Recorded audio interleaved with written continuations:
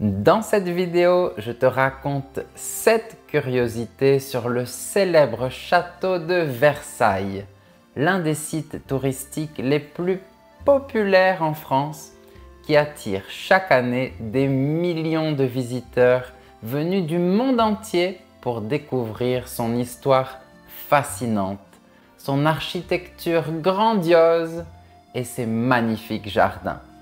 Attache ta perruque, ajuste ta robe à panier et prépare-toi à plonger dans un monde de splendeur et d'étonnement où chaque coin du château révèle une histoire fascinante. C'est parti! Le château était un pavillon de chasse. Oh là là, tu ne croiras pas à quel point le château de Versailles a commencé plus modestement. À l'origine, c'était juste un petit pavillon de chasse, loin d'être aussi colossal qu'aujourd'hui. Louis XIII l'a fait construire parce qu'il était dingue de chasse et voulait se détendre loin de la foule. Mais attends, ça devient vraiment intéressant. En 1661, Louis XIV débarque sur scène et décide de faire des folies avec ce pavillon. Il l'agrandit à une échelle démesurée pour en faire un palais gigantesque, le magnifique château de Versailles dont tout le monde parle aujourd'hui. Ce roi-là savait vraiment se faire plaisir. Il a fait du château la résidence officielle de la cour et du gouvernement. Un véritable symbole de puissance et de grandeur pour la monarchie française. Mais tiens-toi bien, il y a une autre curiosité. Avant de s'y installer, Louis XIV a décidé de créer une espèce de ménagerie délirante là-bas. Oui, tu as bien entendu, une ménagerie. Imagine un zoo royal avec toutes sortes d'animaux exotiques venant des 4 coins du monde. Certains de ces animaux étaient même des cadeaux offerts par des rois et princes étrangers. Un éléphant! C'est trop généreux! Il ne fallait pas! Vous là-bas, mettez l'éléphant à côté des girafes. Oui, comme ça. C'était un véritable spectacle animalier, une attraction appréciée par la noblesse et les invités du roi. Quelle évolution incroyable, n'est-ce pas? Les passages secrets. Notre deuxième curiosité concerne les mystères et les lieux cachés derrière les murs du palais de Versailles. Les passages secrets. Ce n'est pas de la fiction. Le palais de Versailles possède réellement de nombreux passages secrets. Ce sont des chemins cachés derrière les murs utilisés par le roi, la famille royale et même les amants secrets pour se déplacer discrètement à travers le palais sans se faire remarquer. Il y avait toute une variété de passages secrets. D'abord, il y avait ceux qui reliaient les appartements du roi et laisse-moi te dire que ces passages étaient tout simplement luxueux. Imagine-toi des couloirs magnifiquement décorés, des bibliothèques, des bureaux, etc. Le grand luxe. Puis, il y avait les passages secrets reliant les appartements de la reine. Ils étaient conçus de la même manière que ceux du roi. Et devine quoi? Il y avait même des passages romantiques, des petits coins secrets utilisés pour les rencontres amoureuses, clandestines entre les amants. Ah, l'amour et ses mystères, même à Versailles. Chère Louise, rendez-vous à minuit au couloir secret numéro 69, ton amant en feu. Oh.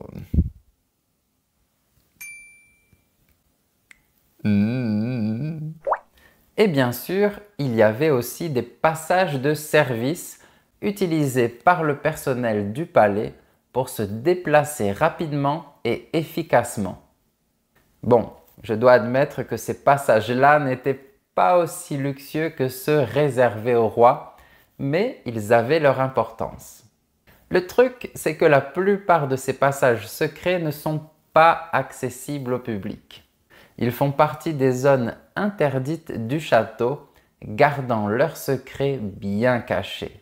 Cependant, lors de visites spéciales ou privées, certains chanceux peuvent les découvrir.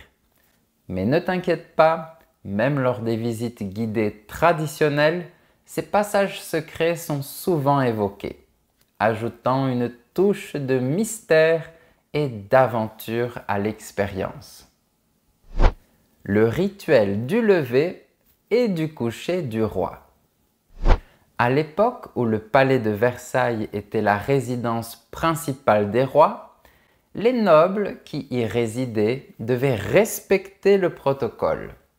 Et l'une des curiosités les plus marquantes de la vie des nobles à Versailles était le rituel du lever et du coucher du roi Louis XIV. Chaque jour, le roi se levait, entouré de sa cour. Imagine-toi la chambre du roi remplie de courtisans se bousculant pour assister à ce rituel. Tout commençait avec le premier valet de chambre qui réveillait le roi en ouvrant les rideaux. C'était le début du spectacle. Les courtisans arrivaient les uns après les autres, chacun leur tour en fonction de leur rôle, de leur statut et des volontés du roi. Il y avait le médecin, les proches et bien d'autres encore. Le roi était chouchouté de la tête aux pieds, lavé, peigné et habillé par des courtisans aux petits soins.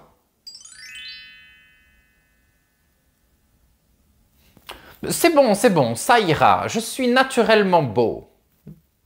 Les courtisans assistaient à chaque étape du lever. Le petit déjeuner, la toilette et même le choix de la perruque. Un peu bizarre, non? Mais attends, ce n'est pas fini. Le coucher du roi était tout aussi spectaculaire. Les courtisans étaient là pour assister au rituel inverse, le déshabillage du roi. Ouais, il y avait un mec pour lui mettre son pyjama. Et en plus, il y avait aussi la fameuse cérémonie du bougeoir. Le chanceux choisi par le roi lui apportait un bougeoir près de son lit. Une fois que la chambre était vide, le roi pouvait enfin s'endormir tranquillement.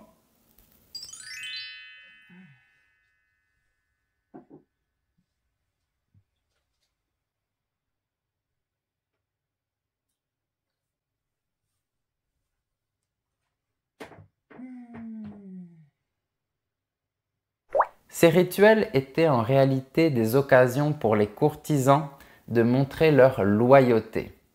Participer au lever ou au coucher du roi était donc considéré comme un privilège. Ces cérémonies montraient que le roi était véritablement le centre de la vie de la noblesse à Versailles. Ah, et voici un petit bonus pour toi. Après le coucher officiel devant la cour, tu ne devineras jamais ce que faisait Louis XIV. Il se levait en douce, c'est-à-dire sans être vu, pour aller dans la chambre de sa maîtresse.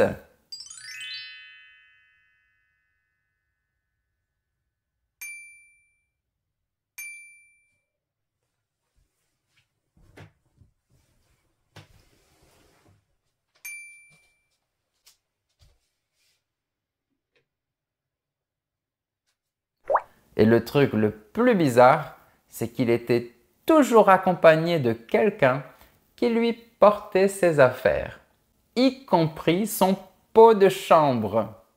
Normal, si on veut faire pipi avant de retrouver sa maîtresse. Ah, la vie royale était pleine de petits secrets et de glamour. Les toilettes de l'époque. En parlant de faire pipi, voici une curiosité sur les toilettes à Versailles. À l'époque, les nobles et le roi disposaient de toilettes particulières. Mais leur conception était différente de celle des toilettes d'aujourd'hui.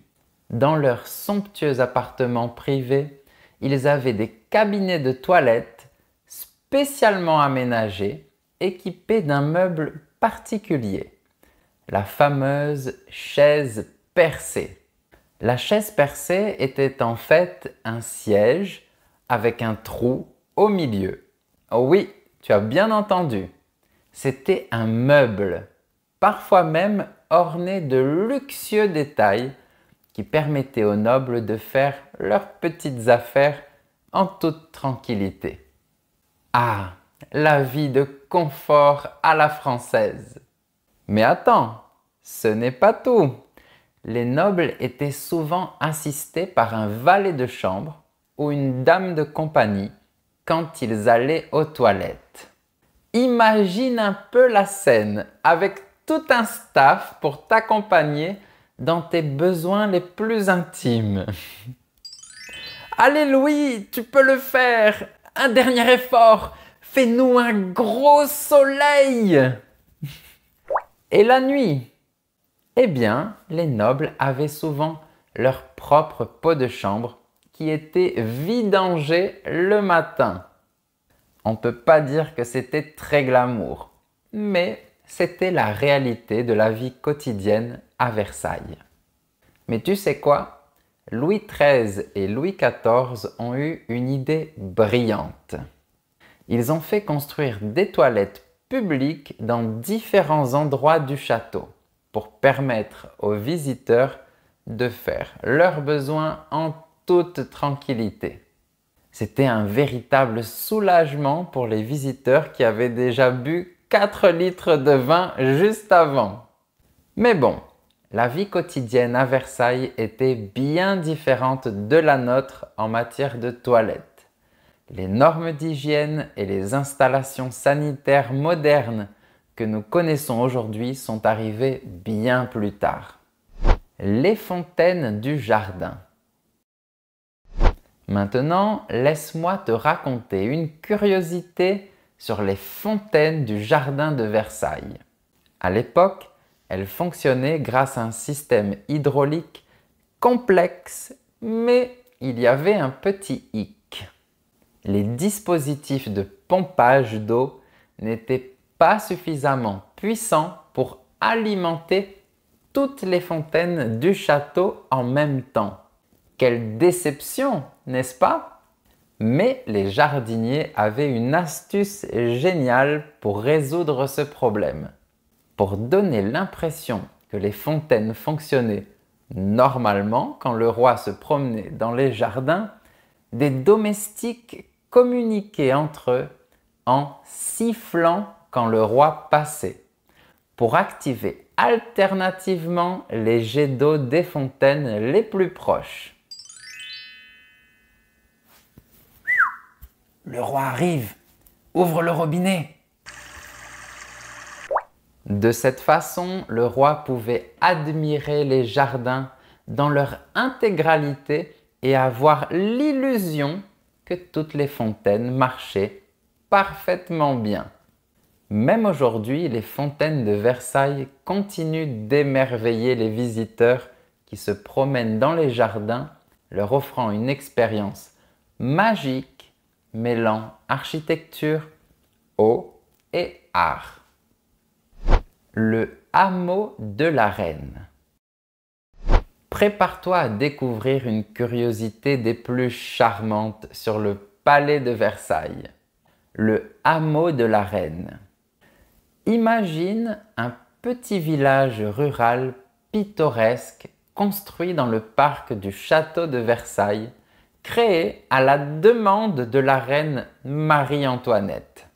Cette merveille architecturale a été conçue afin d'offrir un véritable refuge champêtre permettant à Marie-Antoinette de s'échapper de l'agitation de la cour et de se plonger dans une atmosphère plus authentique. Mais ce qui rend le hameau de la Reine vraiment curieux, c'est sa composition étonnante. Il y avait un moulin décoratif, la maison de la Reine, mais ce n'est pas tout. Le hameau abritait également des maisons liées à l'exploitation agricole, comprenant une laiterie, une ferme et même une grange. Ces bâtiments agricoles avaient une vocation éducative permettant aux enfants royaux de se familiariser avec la nature, l'agriculture et la production alimentaire. Et Marie-Antoinette, ce qu'elle aimait faire dans son hameau, c'était se déguiser en bergère et se promener parmi les maisons. Genre, je suis une paysanne, multimilliardaire. Elle organisait même des fêtes et des pique-niques, invitant ses proches à partager des moments de simplicité apparente. Gabriel, je n'ai plus de champagne. Allez en chercher à côté de la cage à poules. Mais ce qui est vraiment amusant, c'est que malgré l'apparence extérieure modeste des maisons, qui imite l'architecture rurale, l'intérieur est tout autre. Les meubles précieux et les décors somptueux contrastent avec l'apparence simple de l'extérieur. C'était une sorte de jeu d'illusion que Marie-Antoinette aimait créer. Aujourd'hui, le hameau de la Reine permet aux visiteurs de mieux comprendre les goûts personnels de Marie-Antoinette. Si tu as la chance de visiter Versailles, ne manque surtout pas cette petite campagne royale. La marche des femmes sur Versailles. Une curiosité marquante sur le palais de Versailles pendant la Révolution française concerne l'événement connu sous le nom de la marche des femmes sur Versailles. Tout a commencé le 5 octobre 1789, lorsque des milliers de femmes parisiennes se sont mises en marche depuis Paris jusqu'au palais de Versailles où résidait le roi Louis XVI. Leur objectif? Protester contre la pénurie de pain et les conditions de vie difficiles. De plus, elles ne supportaient plus de voir la vie luxueuse de la cour de Versailles qui semblait complètement déconnectée de la réalité du peuple. Henriette, Anne-Marie, il y en a marre de l'inflation là, hein? On va voir le roi. Une fois arrivées à Versailles, ces femmes ont envahi le palais et ont fait face à la famille royale. Elles ont exigé que le roi et la reine rentrent à Paris pour être plus proches du peuple et pour trouver des solutions aux problèmes économiques. Finalement, le roi Louis XVI a cédé et a quitté Versailles avec sa famille pour s'installer au palais des Tuileries à Paris. La marche des femmes sur Versailles est un événement important de la Révolution française, marquant un véritable tournant dans la relation entre la monarchie et le peuple. Cette marche symbolise la volonté du peuple de remettre en question l'autorité royale et d'exiger des changements. Yes! Et voilà, on arrive à la fin de... Pardon. Et voilà, nous arrivons à la fin de la vidéo. J'espère que vous avez apprécié toutes ces histoires sur le grand château de Versailles, toujours intact et magnifique. Si c'est le cas, abonnez-vous et appuyez sur le bouton pouce en l'air pour dire j'aime la vidéo. Si vous souhaitez en savoir plus sur la France et sur ma langue, je vous laisse des liens fort intéressants dans la description de cette vidéo. Apparemment, Louise a une envie de pêche et d'aubergines. Je dois vous laisser. Au revoir.